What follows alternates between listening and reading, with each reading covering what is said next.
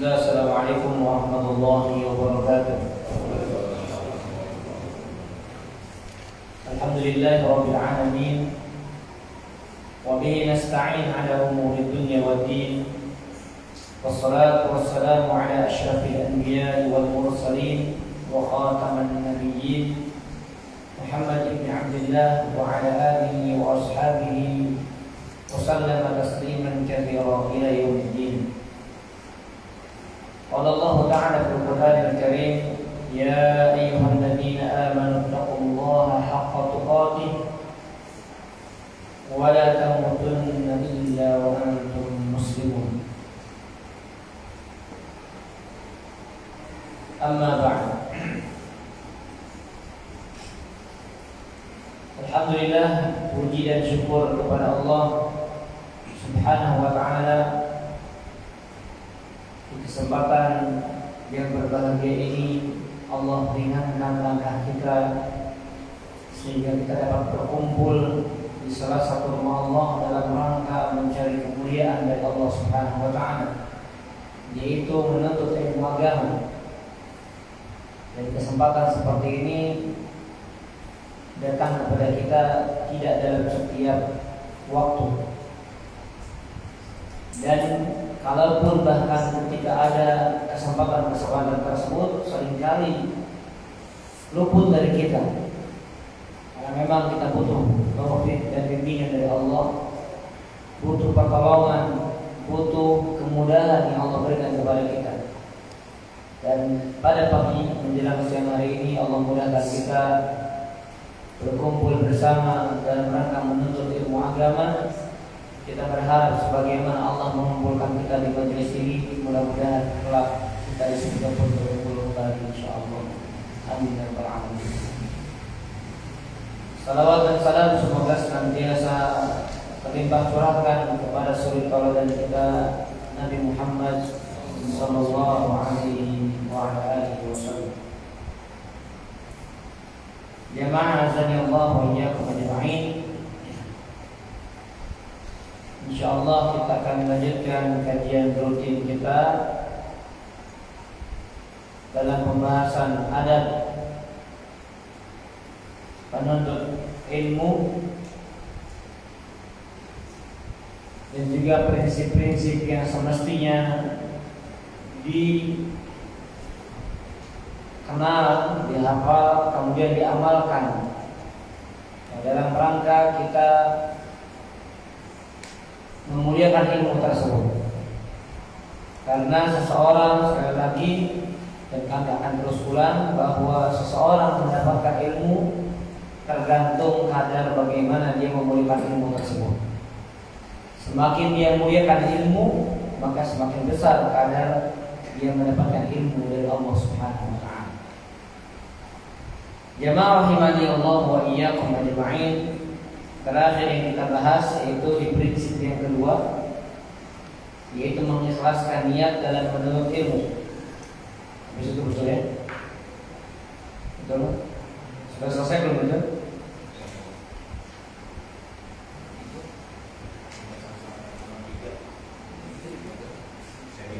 Sekarang nomor 3. Nomor 3 sudah? Sekarang yang keempat. Coba libur ya, terlupakan. Yang nomor 3 sudah selesai semuanya. Ya, pembahasan isinya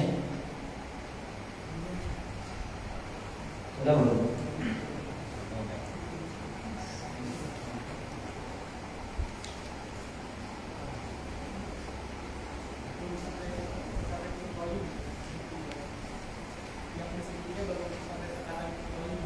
Ibnu Qayyim.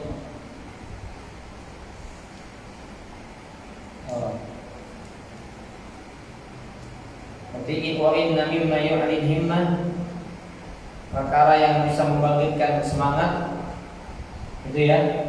Itu belum berarti? Sudah belum? Belum. Yakin ya? Ya, enggaknya paling yakin. Sudah setelah pokoknya nanti aja.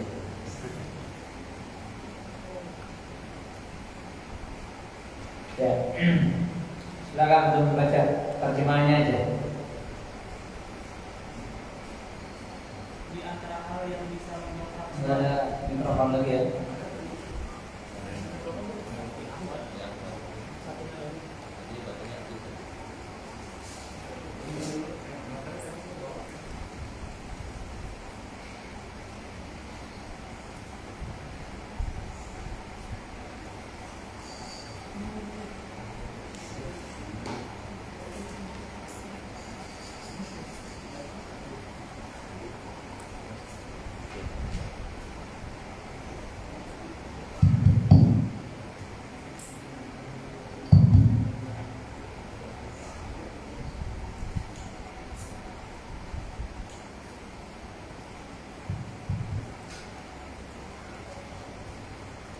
Ya, sekarang. Di antara hal yang bisa mendongkrak semangat adalah membaca sejarah para ulama serta mengenali potret kesungguhan mereka. Saat Ahmad bin Hanbal masih kecil, beliau biasa keluar rumah sebelum subuh untuk berangkat menghadiri majelis para ulama karena merasa kasihan, ibunya pun memegangi bajunya sembari berkata, "Tunggulah hingga azan berkumandang atau agak lebih pagi sedikit." Al-Khatib Al-Baghdadi rahimahullah pernah mengkhatamkan Sahih Bukhari hanya dalam 3 pertemuan di hadapan guru beliau, Ismail Al-Hiri. 2 pertemuan masing-masing dimulai dengan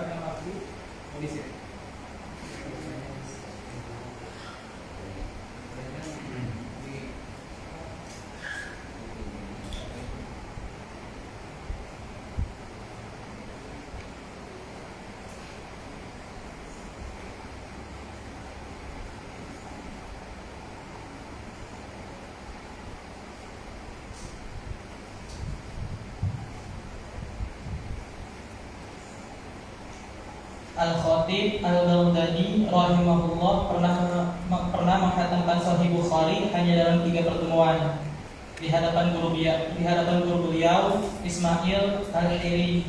2 pertemuan masing-masing dimulai pada maghrib hingga subuh, sedangkan pertemuan ketiga dimulai sejak waktu duha sampai maghrib, lalu dilanjutkan bangun maghrib hingga terbit fajar. Abi Muhammad masih ya cukup itu dulu. Baik, para hadirin Bapak Ibu, ikhwan-akhwat azani Allah wa iyyakum ajma'in. Nanti poin kita masih di poin yang ke-3, ya, yaitu bersemangat ya dalam menuntut ilmu. Berarti semakin besar semangat seorang dalam menuntut ilmu, artinya tanda atau indikasi bahwa dia benar-benar memuliakan ilmu agama. Tapi kalau orang itu menuntut ilmu agama dalam keadaan bermalas-malasan, maka dia tidak memuliakan ilmu tersebut. Nah, kemudian Syekh Shalih Al-Utsaimin hafizahullah taala, beliau di sini menyinggung bagaimana kiatnya agar jiwa itu semangatnya terdorong agar lebih semangat lagi. Maka di antara solusinya atau kiatnya adalah mengambil pelajaran dari kisah-kisah para ulama terdahulu dalam mereka menuntut ilmu. Nah, jamaah azani Allah wa iyyakum ajma'in, kalau berdasarkan kemarin ada yang bertanya kepada saya di sini, saya lupa siapa.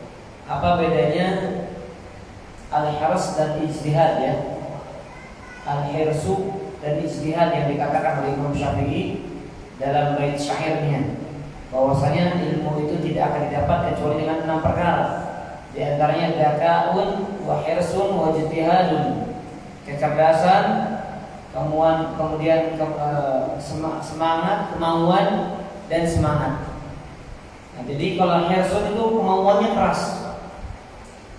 Kalau ijtihad dalam dia menjalankannya, maka dia punya semangat, ya, punya usaha yang gigih.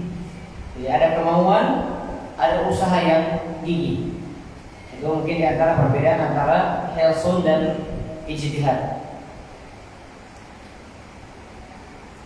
Baik, kembali kepada pembahasan kita. Yang membuat jiwa itu terdongkrak agar kita bersemangat dalam menuntut ilmu, yaitu dengan cara kita membaca sirahnya para ulama, perjalanan para ulama. Dan di sini disinggung beberapa kisah oleh Syekh Shalih Al-Utsaimin dalam kitab beliau ini, Khulasatul Ilmi. Nah, namun sebelum dibacakan, perhatikan beberapa perkataan para ulama salaf tentang bahwa kisah-kisah para salaf itu akan menggugah jiwa, akan mendongkrak jiwa, akan mendorong jiwa agar lebih bersemangat dalam menuntut ilmu.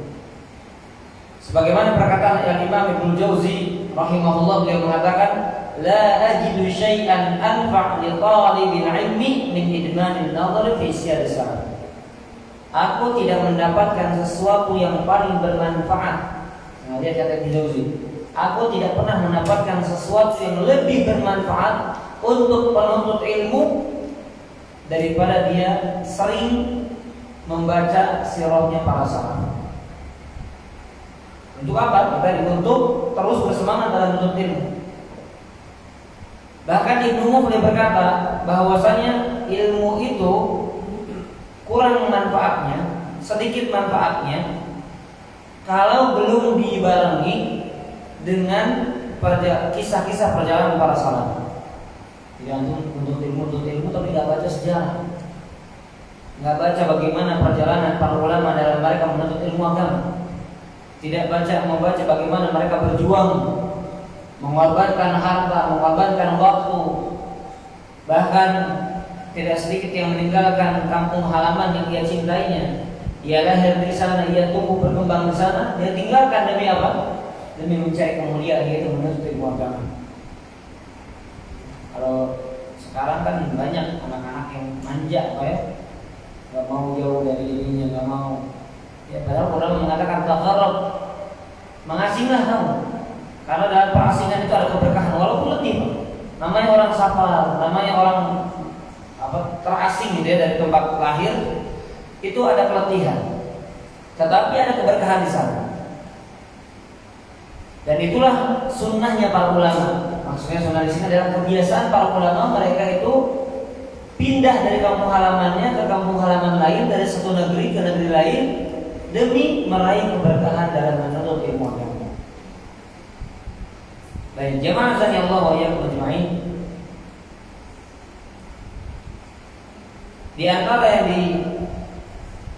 disebutkan oleh Syekh Shalih Al-Utsaimin yaitu di antara kiat yang membuat jiwa juga terdongkrak, tergugah untuk menuntut ilmu adalah al-maqari. Jadi kita harus baca, sering-sering baca bacaan-bacaan yang membuat hati itu lembut, ya, kisah-kisah yang membuat hati itu lembut. Bukan sekadar sejarah saja, tapi ya misalnya sejarah perjuangan para ulama, tapi juga kisah-kisah yang sekiranya kita tahu dengan kita membaca kisah tersebut hati kita lembut. Ya, itu juga untuk kiat ya agar penuntut ilmu ini istiqomah dalam mereka meraih ilmu agama. Kemudian jemaah sekalian Allah ya ajma'in,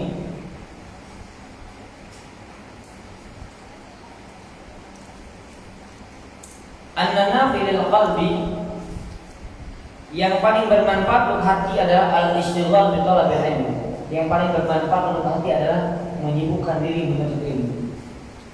Ini perlu kita catat baik-baik ya. Yang paling bermanfaat untuk hati itu adalah menyibukkan diri dalam menuntut ilmu. Karena sebagaimana yang sering disampaikan, yang kami pernah sampaikan di sini, bahwasanya ilmu itu ibadah apa? Ibadah hati. Jadi kalau orang itu sibuk dengan ibadah ilmu, berarti dia sibuk dengan ibadah hati. Dan itu akan bermanfaat, sangat bermanfaat untuk hatinya.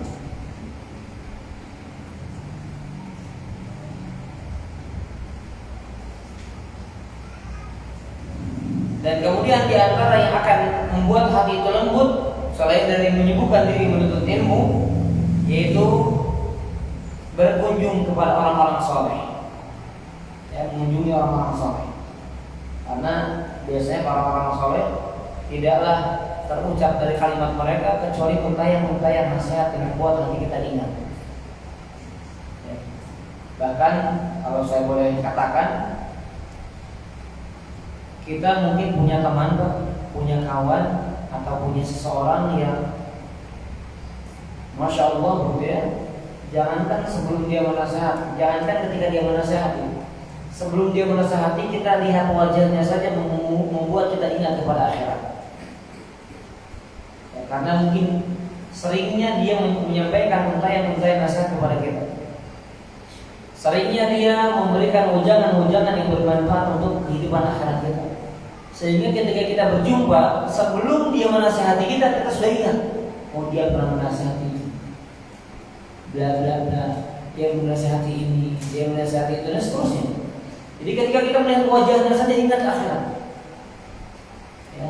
Maka kalau ada orang-orang seperti ini, sering kunjungi dia, sering kunjungi orang-orang soleh, yang membuat hati kita kembali lembut setelah keras karena banyak melupakan dan melalaikan zikrullah. Au syuhudul janaiz, atau menyaksikan jenazah. Nah ini juga membuat hati lembut. Di antaranya adalah menyaksikan jenazah. Bagaimana kita pun akan di posisi mereka, benar-benar terbujur kaku, tidak bisa berbuat apa-apa, dibalikan tubuhnya, dikembalikan ke posisi semula, diangkat, dipindahkan dan terusnya. Mereka tidak bisa berbuat apa-apa. Karena sudah ruhnya sudah terpisah dengan badannya. Au ziyaratul maqabir, atau berziarah kubur. Au qiyamul lail, atau juga qiyamul lail. Yang banyak sholat malam, Pak. Nah, ini sholat malam juga akan melembutkan hati. au qira'atu siyar salaf, atau juga membaca perjalanan orang-orang sebelum kita. Dan semua ini sekali lagi di antara kiat agar kita bisa mendapatkan ilmu, ya, hati kita menjadi lembut, kemudian ilmu bisa kita serap. Karena sekali lagi ibadah ilmu adalah ibadah hati, sehingga hati harus dilembutkan untuk mendapatkan ilmu yang bermanfaat.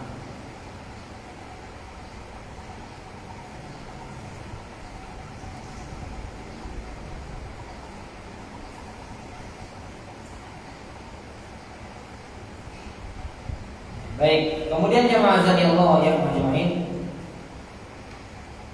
Kemudian Syekh Shalih Al-Utsaimin beliau menyebutkan beberapa kisah, di antaranya Abu Abdullah Ahmad bin Hanbal.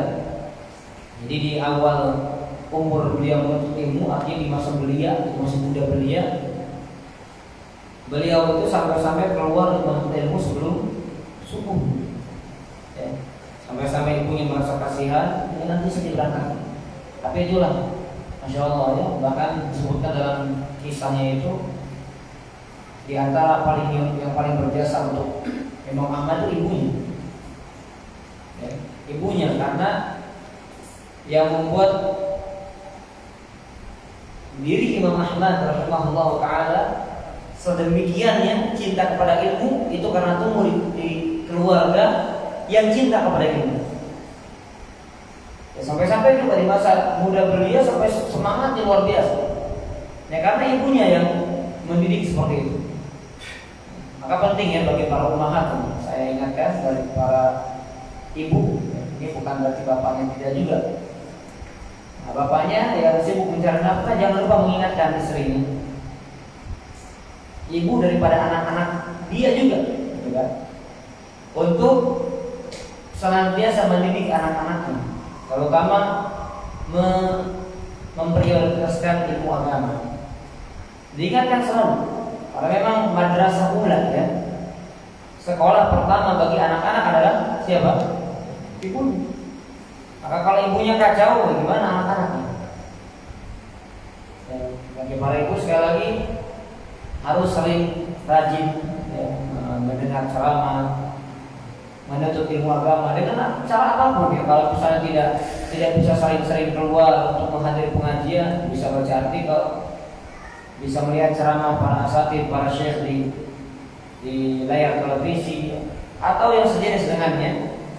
Kemudian diajarkan hal tersebut kepada anak-anak, agar anak-anaknya kemudian tumbuh berkembang menjadi anak-anak yang cinta terhadap ilmu sejak dini.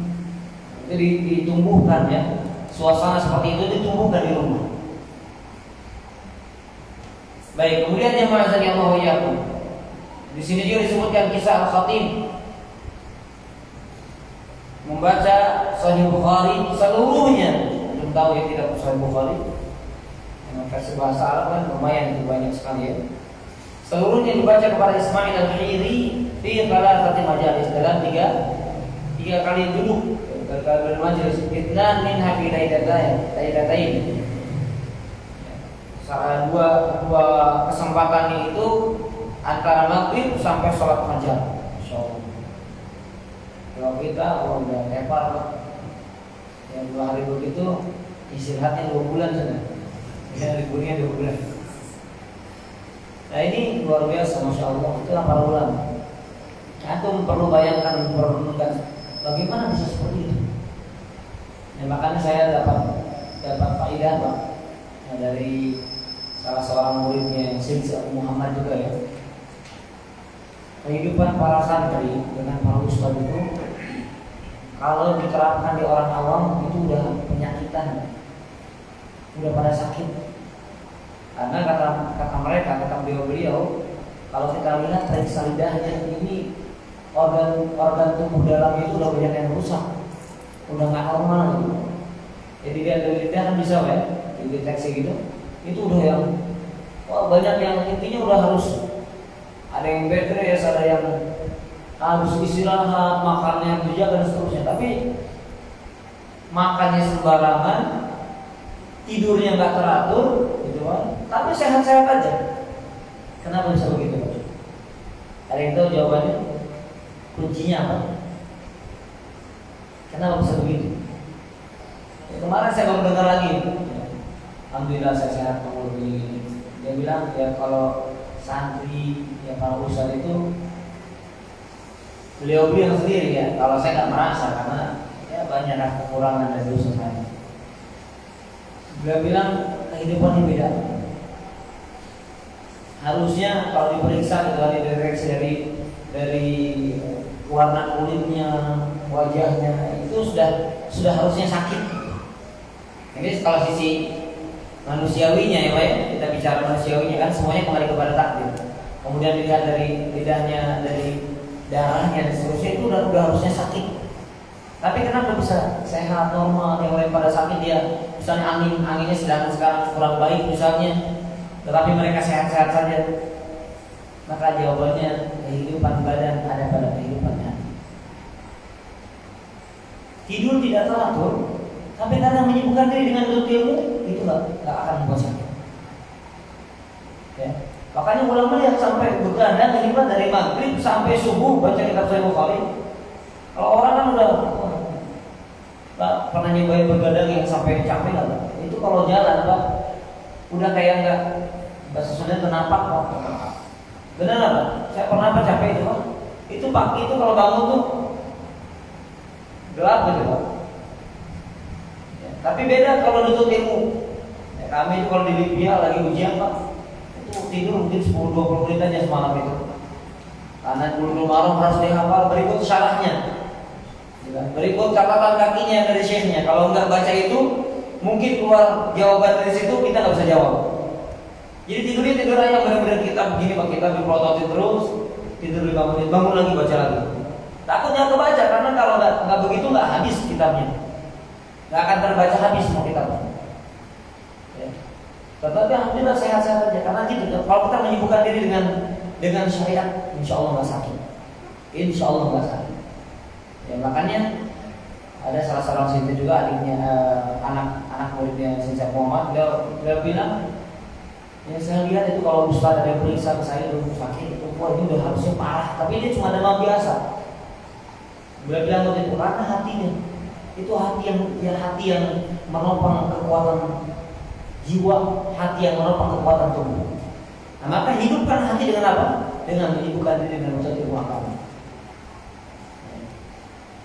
Begitu jamaah sekalian Allah. Ini kisah yang perlu kita renungkan. Kalau orang bergadang, kalau bukan ya sehat yang boro-boro sehat, sakit-sakitan.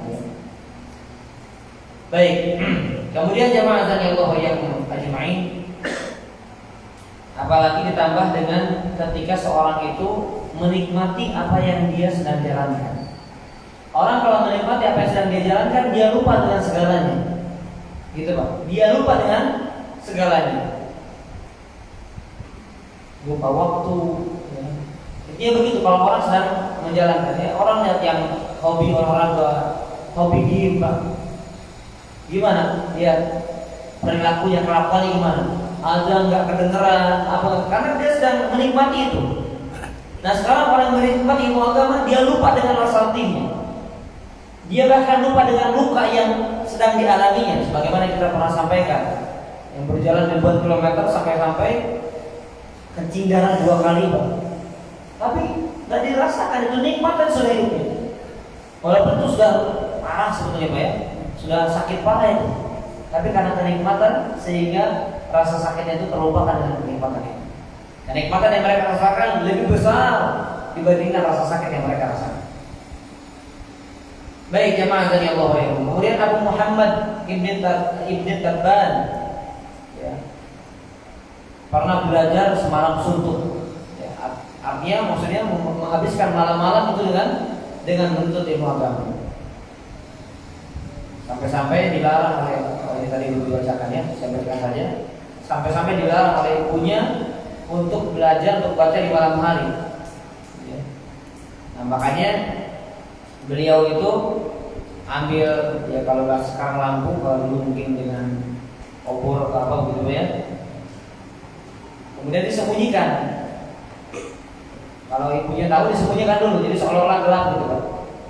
Nah, ketika ibunya sudah tidur, sudah tidak ada, nah dinyalakan lagi baca.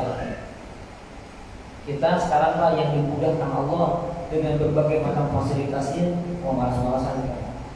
Semakin Allah mudahkan, semakin malas-malasan kita. Nah itulah yang disebut dengan apa? Kufur. Kufur apa? Kufur nikmat. Kendaraan ada, uangnya ada untuk isi bensin, masjidnya nyaman, tinggal dengar, tinggal nulis, semuanya ada fasilitasnya. Tapi malas-malasan. Ya itulah sebabnya keberkahan hilang dari kita. Ya, karena perjuangan, semangat, kemauannya yang kurang. Baik.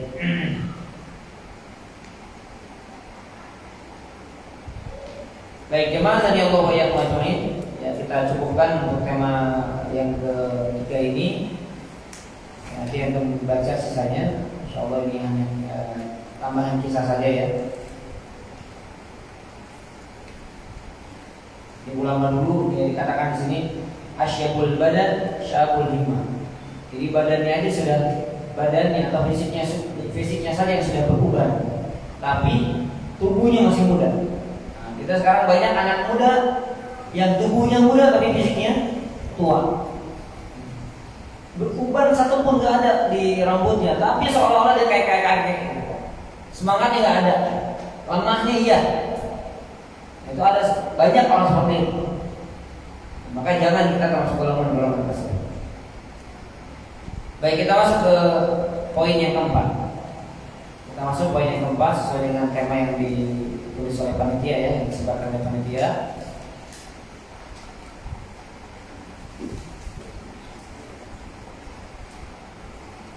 Silakan dibaca.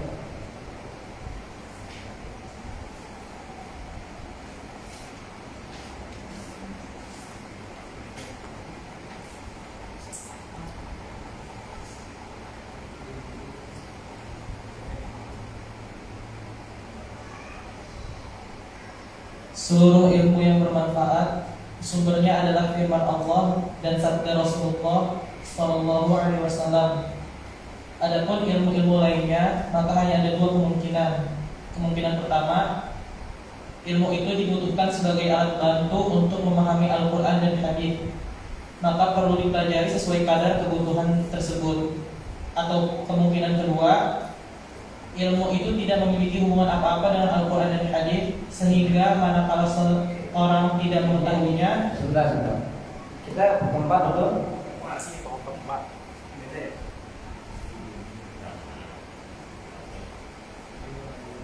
Yang coba ulang dari awal.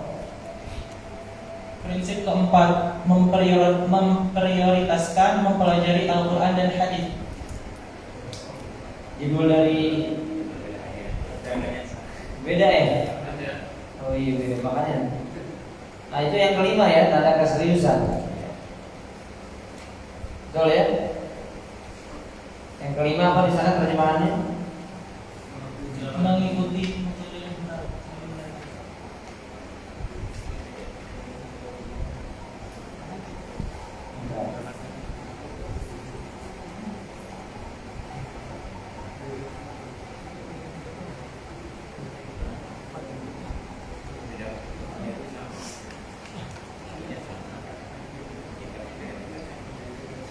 Ya, berarti tema yang diberikan oleh panitia itu yang ketiga kan ya, serius belajar kan begitu.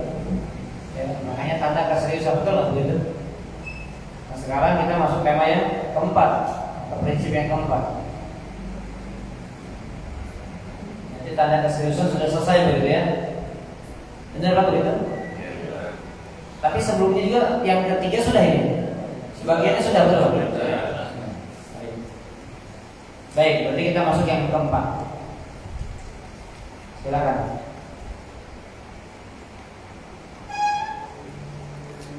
Pokok yang keempat, mengarahkan tekad kepada ilmu berlandaskan Al-Quran dan As-Sunnah. Sesungguhnya setiap ilmu yang bermanfaat landasnya adalah firman Allah Ta'ala dan sabda Nabi SAW. Selain keduanya bisa menjadi ilmu yang sifatnya membantu untuk memahami Al-Quran dan As-Sunnah. maka dipelajari selama memang bisa membantu. Atau ilmu yang sifatnya tidak ada hubungannya dengan Al-Quran dan Sunnah, maka ketidaktahuan atas ilmu yang seperti ini tidaklah memudaratkan.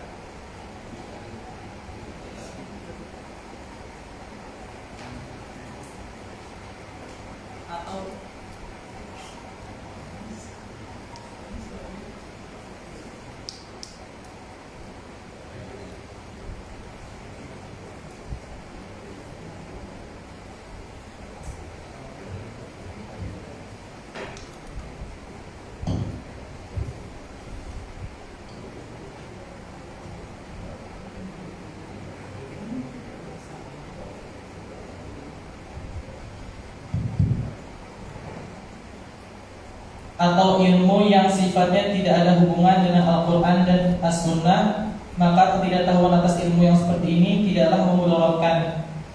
Ya, betul. Ya, hanya beda terjemahannya tapi intinya sama. Tapi kalau yang saya lihat ya, sepertinya bagusan yang Ustaz Abdul Aziz. Tapi bahasanya lebih mudah. Walaupun sama saja sebenarnya, sama saja. Baik, prinsip yang keempat, memprioritaskan mempelajari Al-Quran dan hadis. Jadi, kapan seseorang, kembali lagi ke pertanyaan daripada tema atau judul buku ini, memuliakan ilmu. Kapan seseorang dikatakan memuliakan ilmu? Prinsip yang keempat, seorang dikatakan memuliakan ilmu agama Allah yang Allah turunkan baik di dalam Al-Quran atau melalui hadis-hadis Nabi Shallallahu Alaihi Wasallam adalah ketika seorang itu memprioritaskan keduanya dibanding daripada selain keduanya. Itu Pak, ini poinnya.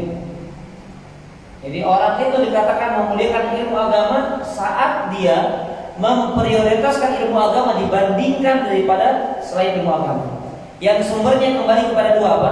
Al-Quran dan Sunnah. Jadi mohon maaf, Bapak, barangkali ada anak-anak yang ingin dididik, ingin menjadi dokter, ingin menjadi pilot, ingin menjadi pengusaha, bisnismen, dan seterusnya, silahkan. Itu pilihan. Selama arahnya kepada arah yang tidak menyalahi syariat, yang dibolehkan diizinkan dalam syariat, maka silakan. Tetapi ingat, ada yang lebih diprioritaskan di dalam hidup ini, yaitu ilmu apa? Ilmu agama. Ya. Banyak orang-orang yang sadar betapa mahal ilmu agama, kemudian mereka kenapa berkorban tenaga, berkorban waktu, berkorban harta, ya, untuk ilmu dunia tapi tidak untuk ilmu agama. Ya, lihat para hadirin ya, ustaz-ustaz kita yang akhirnya sekarang jadi ustaz begitu ya, yang dulunya umum begitu Pak, karena menyadari betapa mahalnya. Ini saya bukan berarti orang semuanya harus begitu enggak ya. Tapi ingat, ada yang diprioritaskan di dalam hidup ini. Tentang bicara tentang ilmu apa yang pertama kali kita tuntut, kita cari, kita dahulukan, kita utamakan ilmu agama. Ya, Ustaz Firanda tadi di UGM begitu ya. Kemudian Ustaz siapa? Abdul Tuasika. Kemudian Pekanbaru siapa? Ustaz Mufli. Kan saya semuanya banyak Pak. Dokter Zakir Naik. Tapi mereka sadar betapa mahalnya, betapa berharganya ilmu agama, sehingga mereka sekarang arahnya ilmu agama, ya, mendakwahkan agama. Karena itu yang paling dibutuhkan oleh umat dibandingkan selain itu. Ya, dibutuhkan kesehatan, dibutuhkan kedokteran, itu dibutuhkan, tapi ilmu agama jauh lebih dibutuhkan daripada selain ilmu agama. Dan makanya didiklah anak-anak kita, didiklah anak-anak kita. Karena kalau kita mengakui bahwasanya ilmu agama itu mulia, maka kita praktekkan dalam diri kita praktekkan untuk keluarga kita juga. Yaitu apa? Memprioritaskan kepada ilmu Quran dan Sunnah. Dan saya sering kepada istri saya sampaikan, ya, nah, ini Ini juga maksudnya sampaikan oleh para suami, oleh para bapak kepada para istrinya. Didik anak ilmu agama dulu. Dunia gampang, Pak. Benar, dunia gampang. Dunia akan mengikuti. Sekarang banyak cara, Pak.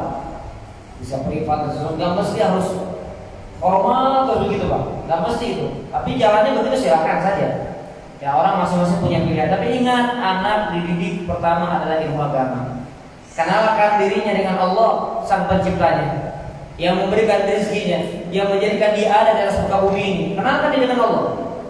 Kenalkan dia dengan orang yang diutus Allah membawa syariat ini, yaitu Muhammad SAW. Kenalkan siapa orang-orang yang setelahnya, yang kemudian agama itu bisa sampai dari generasi ke generasi, para sahabatnya, para tabi'in, tabi'ut terus begitu, Pak. Nah, itu tanda kalau kita memuliakan ilmu agama. Kalau kita misalnya mendidik anak langsung, anak gimana caranya biar dia bisa berbahasa Jerman, Inggris, biasa begini. Nah, berarti kita tanda kalau kita tidak memuliakan ilmu agama.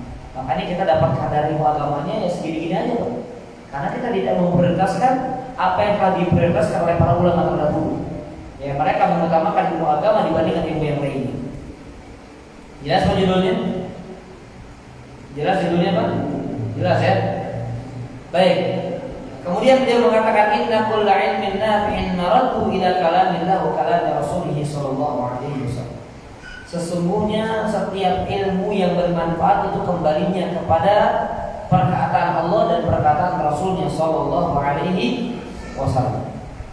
Jadi semua, Pak, semua ilmu bermanfaat itu ilmu yang kembali kepada kalam Allah dan kembali kepada hadis-hadis Nabi sallallahu alaihi wasallam. Semua ilmu bermanfaat. Nah, sekarang ada ilmu lain. Nah, ini baru ilmu ini ada beberapa kemungkinan. Perhatikan kalimatnya.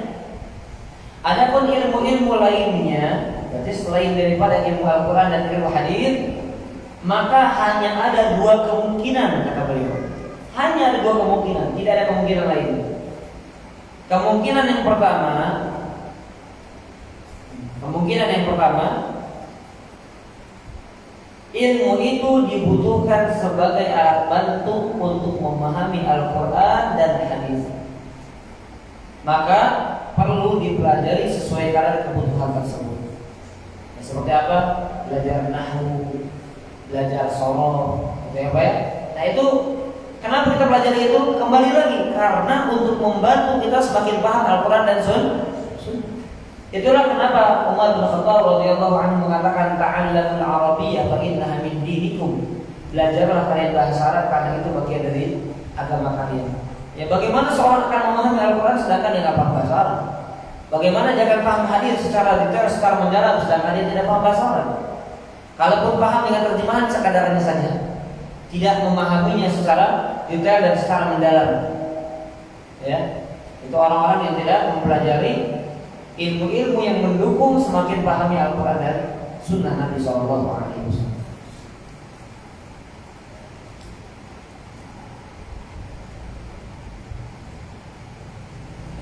Kemungkinan yang kedua, ilmu itu tidak memiliki hubungan apa-apa dengan Al-Quran dan hadis, sehingga manakala seorang tidak mengetahuinya maka tidak masalah. Ini Syekh yang bilang, kalau orang nggak tahu itu nggak dosa, nggak masalah. Sekarang belajar matematika wajib nggak? Harusnya, Pak? Nah, harus karena ada waris. Ilmu waris dengan matematika. Tapi belajar matematika yang harus adalah sekedar untuk memahami ilmu waris.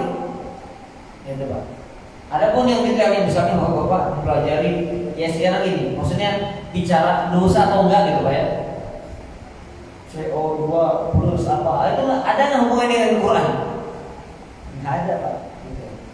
Tidak ada hubungannya. Artinya kalau kita tidak mempelajarinya nggak ada dosa, nggak masalah. Tapi kalau mau pelajari ya untuk bekerja, dari hasil pekerjaan yang dia berinfak, dia wakaf, dia silahkan, itu bagus itu. Ya, tetap akan ternilai sebagai ibadah. Tapi kita sedang bicara mana ilmu bermanfaat yang kita prioritaskan dalam hidup kita ini, sehingga kita dikatakan dalam golongan atau dikategorikan dalam golongan orang-orang yang memberikan ilmu agama, ilmu yang Allah turunkan melalui Rasulullah sallallahu alaihi wasallam. Baik. Nah, kemudian di sini Syekh menyebutkan ilmu yang tersebar di tengah-tengah manusia terbagi menjadi dua. Tidak ada bagian yang ketiga, empat, atau bahkan dari itu tidak ada. Yang pertama ilmu yang bermanfaat, yang kedua ilmu yang tidak bermanfaat. Itu saja Pak. Pembagian ilmu hanya dua. Ilmu manfaat, ilmu nggak manfaat.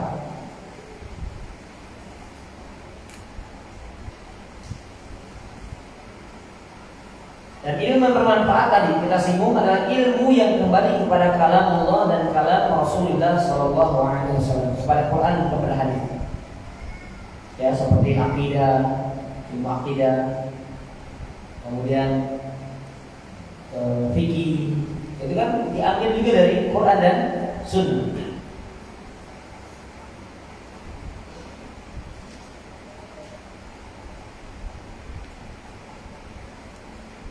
Kemudian misalnya ilmu kedokteran, nah disinggung di sini Pak. Manfaat atau tidak? Masuknya ke manfaat atau tidak? Manfaat. Ya. Tapi manfaatnya secara cabang, bukan pokok dari Al-Quran. Kenapa? Karena Quran dan Sunnah tidak mengharuskan orang itu mempelajari kedokteran, tidak mewajibkan. Tetapi Quran dan Sunnah menunjukkan bahwasanya kesehatan itu penting. Sehingga dengan begitu, bagaimana orang itu caranya sehat? Itu ilmu kedokteran. Kaitannya itu, gitu Pak. Ya. Dan hal ini akan bermanfaat untuk manusia, untuk orang lain. Orang yang sakit diobati baik dengan cara medis selama tidak menyalahi syariat, atau dengan cara misalnya tibun nabawi, cara berobatnya Nabi dengan berbekam, dengan mengatur pola makan dan seterusnya. Nah itu diatur juga, ada disinggung juga dalam ilmu agama. Jadi setiap ilmu yang bermanfaat pasti kembali kepada Quran dan Sunnah. Semuanya Pak. Sekarang berobat, ada nggak anjuran dalam Sunnah? Nah, ada nggak Pak? Berobat, ada nggak anjuran dalam Sunnah? Ada Pak. Nabi mengatakan tadawaw, berobatlah kalian.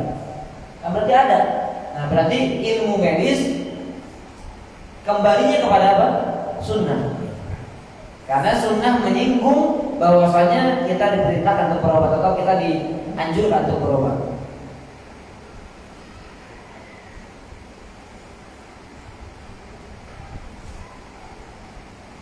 Adapun ilmu yang tidak bermanfaat, contohnya apa? Ada sekarang ilmu yang tidak bermanfaat. Contohnya apa? Ilmu filsafat, contohnya itu. Nah, itu bukan sekadar dapat manfaat, tapi ilmu yang madorot, akan merusak akidah seseorang. Ya, ilmu kalam disebutnya. Jadi hanya ngotak-atik aja pakai akal Pak. Di otak-atik Pak. Agama itu di otak-atik. Ahlu kalam disebutnya. Pernah dengar kalimat begini Pak? Sebenarnya kata ada itu tidak ada. Dan kata ada itu ada karena tidak ada. Seandainya kata tidak ada itu ada, tidak ada, maka kata ada itu tidak ada. Nah itu ilmu kalam. Jadi sebenarnya kita itu tidak ada, Allah ada. Karena kalau Allah, nah itu liar gitu ya. Ya, Pak, saya paham, cuma apa-apaan gitu Pak. Itu nggak manfaat itu, tidak bermanfaat. Jadi pakai logika gitu. Nah, itu yang disebut dengan ilmu filsafat, ilmu kalam. Bahaya itu Pak, hati-hati. Ya, bahkan kalau Imam Syafi'i mengatakannya kalau orang mempelajari itu dicabut, dipecut aja Pak. Itu Imam Syafi'i saking tegasnya, orang yang mempelajari ilmu kalam itu Pak, itu apa disebutnya Pak, diarak di depan orang atau dicambuk Pak. Itu kata Imam Syafi'i. Orang yang meninggalkan Quran dan Sunnah, kemudian dia malah beralih mengutamakan ilmu kalam, maka sudah baiknya dihukum. Jadi ada ilmu bermanfaat, dan ingat pasti kalau ilmu bermanfaat pasti kembali kepada Quran dan Sunnah. Sekarang Pak, bisnis manfaatnya Pak, ilmu perbisnisan manfaat atau tidak? Manfaat. Quran menyinggung tentang bisnis Pak. Menyinggung tentang apa? Perdagangan. Allah mengatakan misalnya, rijalul la tulhihim tijaratu wa la bai'un an dzikrillah wa iqamus shalah dan seterusnya. Para lelaki pebisnis yang mereka tetapi bisnisnya tidak membuat mereka sibuk dari apa? Mengingat Allah dan salat. Berarti mereka disinggung dalam Al-Quran. Kemudian disinggung tentang riba, berarti Al-Quran menyinggungnya. Oh, bisnis, tapi jangan dengan cara begini. Jangan kemudian bisnis tapi ada unsur perjudiannya, jangan ada unsur gharornya dan seterusnya. Nah, berarti bermanfaat semuanya. Kenapa? Karena kembali kepada Quran dan Sunnah. Pasti Pak, semua ilmu bermanfaat pasti kembali kepada pusatnya itu Al-Quran dan Sunnah. Nah, yang tidak kembali kepada Quran dan Sunnah pasti ilmunya tidak bermanfaat. Ilmu akal Pak. Allah perintahkan agar manusia menggunakan akalnya, tapi bukan beribadah dengan akalnya, bukan. Menggunakan akalnya bukan berarti beribadah dengan akal. Begitu Pak Sobat ya. Baik, kemudian dan ilmu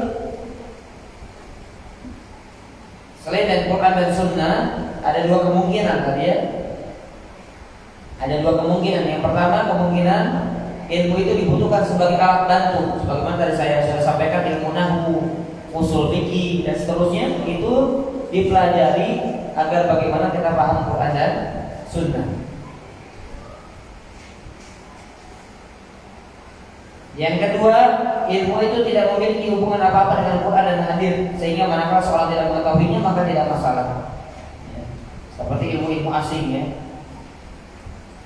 Misalnya ada lagi yang ilmu tentang perdukunan, nah dipelajari bisa. Enggak boleh itu Pak, enggak manfaat. Maka tidak orang nggak tahu nggak dosa. Bahkan ketika tahu dan akan memudaratkan dia, maka lebih baik dia tinggalkan. Ada seorang ulama begini Pak, ya, saya pernah dengar kisah. Jadi dia sudah padahal sudah kokoh agamanya. Kemudian dia mempelajari ilmu kalam. Diketahui oleh sahabatnya, ulama juga. Maka dia mengomentari, aku mulai melihat cahaya dalam wajahnya, cahaya pada wajahnya mulai meredup setelah dia mempelajari ilmu kalam. Padahal ulama ini mempelajari ilmu kalam untuk mendebat, untuk menyanggah, membantah ilmu kalam. Tapi dia khawatir, ya, karena syubhat itu kan apa? Menyambar, sedangkan hati itu lemah. Jadi kalau tidak kuat, tidak kokoh ilmu agama yang menjadi bekal kehidupan kita, nah, maka jangan coba-coba kita. Ya, tonton itu. Tidak ada. Kita hafalkan itu Pak. Jadi jambi-jambi sebelum tidur gitu ya. Nah, jangan itu. Jadi kalau nggak manfaat, apalagi akan memudaratkan kita tahu akan mempengaruhi akidah kita, lebih baik ya, jauhkan. Kalau sekedar tahu kemudian nanti kita bisa bantah, ya nggak masalah. Tapi itu harus orang yang ahli, orang yang punya bekal yang cukup.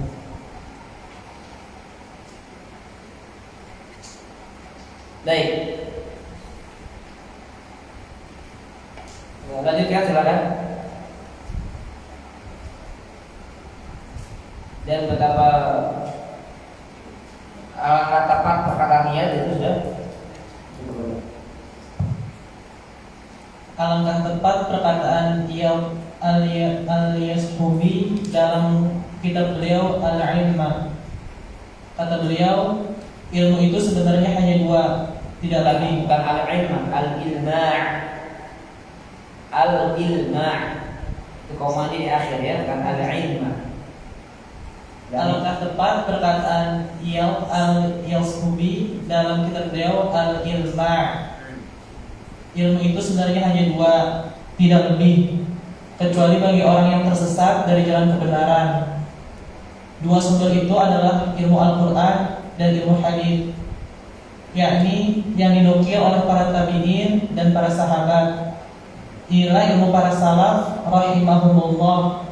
Setelah kurun mereka berlalu, hal-hal yang tidak bermanfaat mulai dipelajari. Maka sejatinya ilmu di zaman salaf lebih banyak. Adapun sesudah masa mereka, maka lebih banyak adalah pembahasan tentang yang tidak bermanfaat. Ya, baik, betul. Jadi kalau kita lihat pada zaman sekarang seolah-olah kalau dilihat dari sisi jumlah lebih banyak ilmu dibanding zaman dulu, betul nggak? Oh, ilmu segala macam, teknologi, psikologi dan seterusnya. Dulu nggak ada. Tapi kalau ingin jujur, sebetulnya ilmu di zaman dulu lebih banyak dibandingkan ilmu yang sekarang. Kenapa? Karena bicara dari sisi manfaat atau tidaknya. Ilmu dahulu semuanya manfaat. Kalaupun ada misalnya hanya beberapa saja, ilmu filsafat, ilmu perdukunan, ilmu sihir. Sekarang makin banyak ilmu yang tidak bermanfaat. Makanya kalau ditanya lebih banyak mana ilmu? Ilmu di zaman dulu dibandingkan sama sekarang. Karena di zaman sekarang banyak hanya sekedar jumlahnya, tapi tidak pada apanya? Manfaatnya. Ya, itu yang dikatakan oleh Syekh Shalih Al-Utsaimin rahimahullah. Kemudian jemaah Allah wa yakum,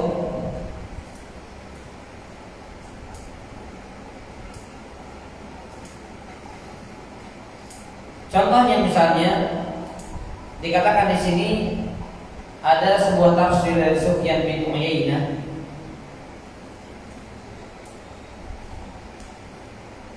dari surat Al-A'raf ayat 146.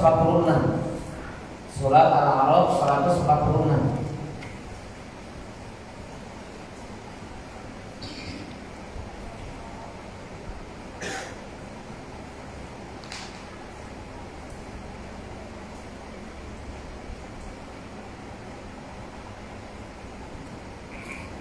Jadi gini Pak, kalimat ulama-ulama dulu gitu, yang inti dari pembahasan ini. Kalimat ulama terdahulu sebelum kami sampaikan penjelasannya, singkat, padat, syarat makna. Tapi sekarang Pak, misalnya penjelasannya syarahnya panjang, maknanya begini. Tetapi kalau ulama dulu hanya 3 kalimat, tapi 3 kalimat ini bisa dijadikan satu judul kajian. Paham Pak? Nah itulah kenapa ilmu dahulu jauh lebih banyak, walaupun kata-katanya padat. Nah, contohnya saja ini disebutkan oleh saya ini. Beliau Sufyan bin Uyainah menafsirkan ayat di dalam surat Al-A'raf 146, "Sa'asrifu an ayati alladziina yatakabbaruna fil ardi bighairil haqq." Aku akan memalingkan an ayati, dari ayat-ayatku, orang-orang yang yatakabbaruna fil ardi bighairil haqq, yang menyombongkan diri di atas muka bumi tanpa hak. Sebentar, akan tepat di mana yang berlaku. Aku akan palingkan dari tanda-tanda kekuasaanku orang-orang yang menyombongkan diri di bumi tanpa alasan yang benar. Nah, perhatikan apa tafsiran daripada Sufyan bin Uyainah. Dia mengatakan ahrimuhum fahmal Quran. Maksudnya orang-orang yang sombong Pak, mereka orang-orang yang sombong yang menyombongkan diri di atas muka bumi ini Pak, tanpa alasan yang dibenarkan, maka aku akan buat dia tidak paham Al-Quran. Aku akan mencegahnya dari paham terhadap Al-Quran. Ya, ahrimuhum fahma Al-Quran. Tafsiran dari ayat ini, dari kalimat panjang ini cuma 3 kalimat. Kata Syekh Shalih Al-Utsaimin, ini tidak didapatkan daripada ahli tafsir setelahnya. Ahli tafsir setelahnya atau yang lainnya, mereka menafsirkan dengan perkataan-perkataan yang panjang. Gitu Pak. Jadi perkataannya panjang. Sedangkan Sufyan bin Uyainah hanya dengan 3 kalimat saja, tapi benar-benar dipahami dan sesuai dengan maksud ayat Allah tadi. Paham maksudnya Pak?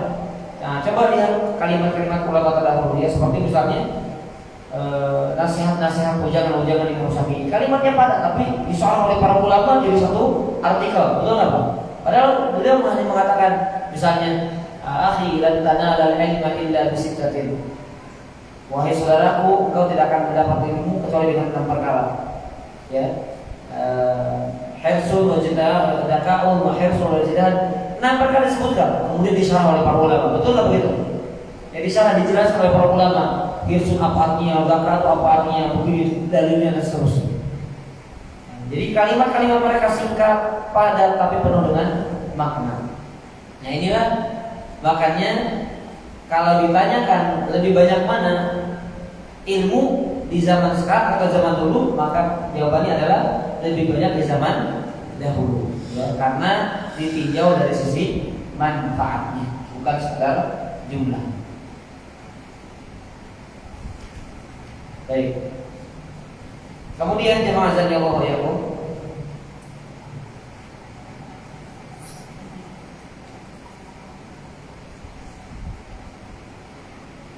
Sebagaimana dikatakan oleh ayat tadi Al-Yahsubi dalam kitabnya Al-Ilma.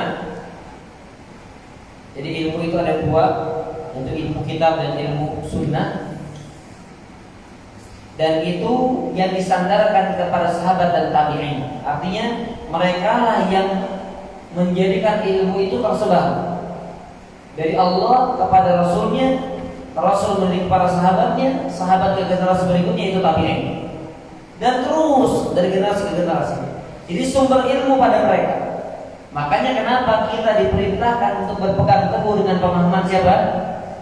Pemahaman para sahabat radhiyallahu anhum ajma'in, karena mereka langsung mendapatkan pendidikan dari Rasulullah sallallahu alaihi wasallam. Langsung Pak, tanpa perantara. Karena mereka hadir hidup di zaman mereka menghadiri wahyu turun kepada Nabi sallallahu alaihi wasallam. Ya, makanya pemahaman yang maksum yaitu pemahaman para sahabat yang terjaga dari kesalahan, yang mereka murni, yang tidak perlu diragukan lagi karena mereka tidak mungkin berkumpul dan sepakat dalam kesesatan yang mungkin. Ya Allah jaga mereka. Nah itulah kita makanya diperintahkan untuk kembali kepada Quran dan Sunnah dan yang dipahami oleh para sahabat dan tabi'in radhiyallahu anhum ajma'in. Makanya inilah apa yang dibahas oleh Syekh Shalih Al-Utsaimin, yaitu prioritas kita adalah semangat kita, keseriusan kita, perhatian kita kepada ilmu Quran dan Sunnah, maka akan bermanfaat untuk kehidupan dunia dan akhirat kita. Baik, silakan dibacakan sisanya.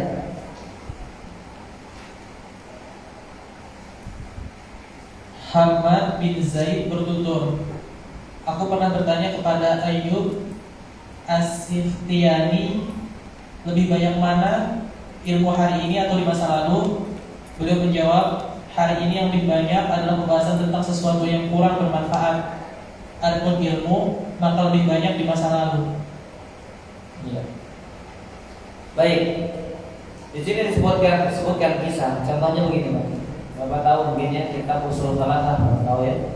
Ini kan tipis banget, disyarah oleh para ulama luar biasa. Banyak ulama yang bicara karena kalimat-kalimatnya singkat, cuma maknanya luar biasa, mendalam. Artinya para ulama itu mutolaahnya panjang. Mereka itu kalau baca kitab bukan 1-2 kali khatam selesai sudah, disimpan di rak rapi kan. Mereka itu kadang membaca kitab sampai ratusan kali. Seperti contohnya Al-Imam Al-Muzani rahimahullah ta'ala, beliau muridnya Al-Imam Asy-Syafi'i rahimahullah. Dan Imam Syafi'i punya kitab yang terkenal namanya Ar-Risalah. Pernah dengar ya? Pernah dengar? Pernah dengar apa? Kitab Ar-Risalah?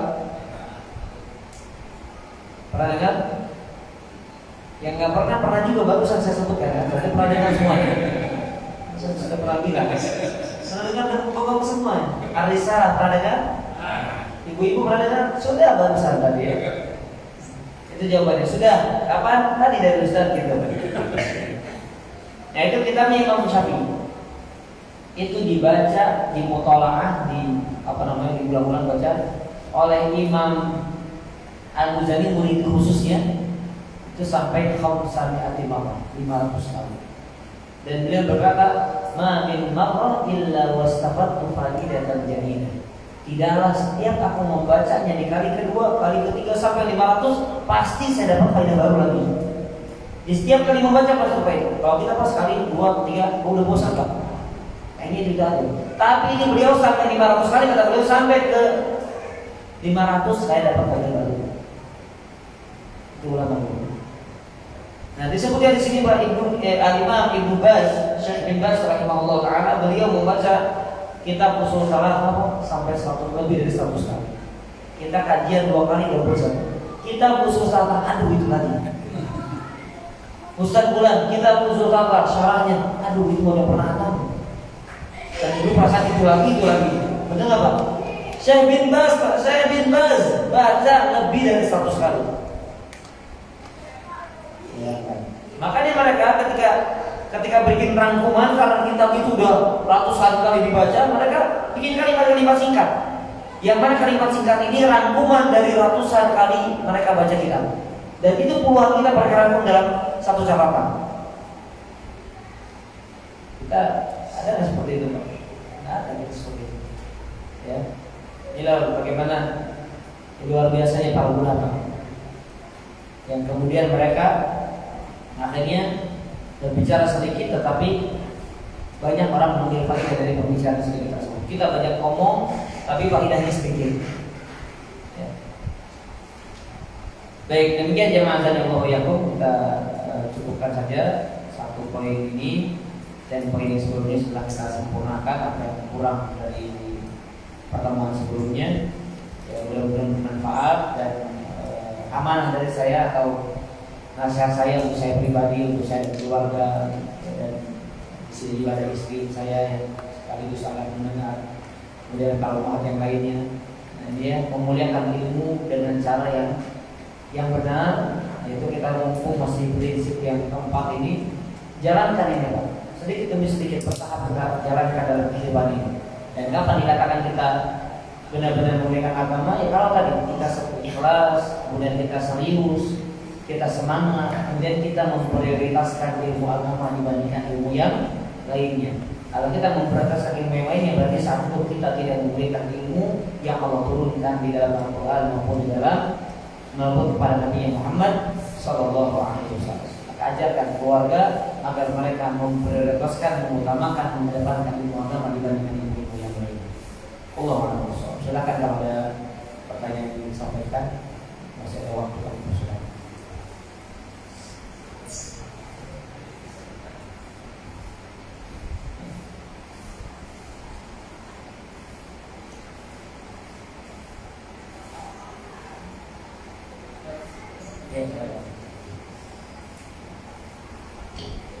Kalau jazakallahu khairan atas yang sudah disampaikan, ingin tanya Ustaz mengenai, kan saya pernah dengar ada hadis yang tanda-tanda kiamat itu akan diangkatnya ilmu dan merajalanya kebodohan. Itu maksudnya itu apa karena orang terlalu sibuk menuntut ilmu dunia sehingga lupa dengan ilmu agama atau bagaimana sih? Iya. Nabi Shallallahu Alaihi Wasallam mengatakan, Inna Allah la yantazi'u ilma intiza'an, walakin yantazi'uhu biqabdil ulama. Sesungguhnya Allah tidak mengangkat ilmu itu, artinya kan kalau diangkat ilmu sedikit, kemudian merajalela. Allah tidak mengangkat ilmu itu dengan langsung Allah cabut ilmu di dalam ilmu, tetapi Allah mewafatkan para ulama. Kita buktikan di zaman sekarang siapa ulama yang sekelas misalnya sekelas Imam Syafi'i sudah tidak ada. Siapa? Jadi semakin sedikit karena Allah wafatkan mereka. Ya Allah wafatkan mereka. Jadi tersebarlah kejahilan, kebid'ahan, kemungkaran. Seharusnya karena laula ulama lakana nas kal bahaim. Seandainya tanpa ulama maka manusia itu seperti hewan, enggak ada pembimbing. Karena ulama adalah warathatul anbiya, kata Nabi sallallahu alaihi wasallam, al ulama warathatul anbiya. Para ulama adalah pewaris para nabi. Kalau pewaris para nabi yang ada, berarti gimana? Sudah ilmu tidak ada. Nah, dan hal-hal lain banyak, seperti tadi yang Anda sebutkan juga termasuk dari alasan lain. Ya, orang sudah mulai tidak peduli lagi dengan agama. Orang sudah mulai cinta dunia. Orang sudah mulai mempelajari ilmu dunia, tidak memprioritaskan ilmu agama. Itu diantaranya ya. Tapi tadi alasan utamanya adalah karena Allah memang sudah ketetapan Allah. Bahwasanya Allah sudah tetapkan akan ada satu zaman di mana kebodohan merajalela. Ya, amal sedikit, orang-orang yang menyebut Allah itu sangat jarang. Itulah terjadi kehancuran berusaha. Ya, dan itu menuju apa? Kiamat kubro. Itu tanda-tanda kiamat kecil yang itu akan menghantarkan kepada kiamat besar. Wallahu a'lam.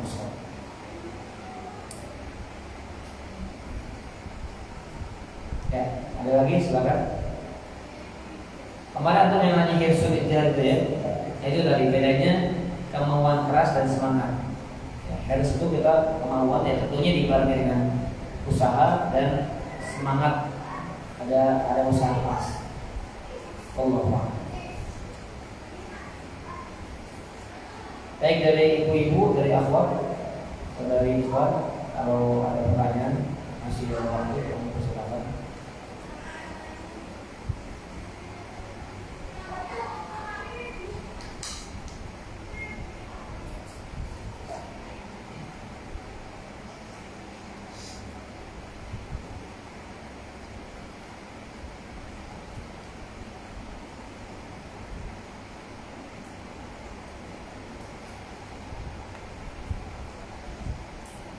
Cukup ya?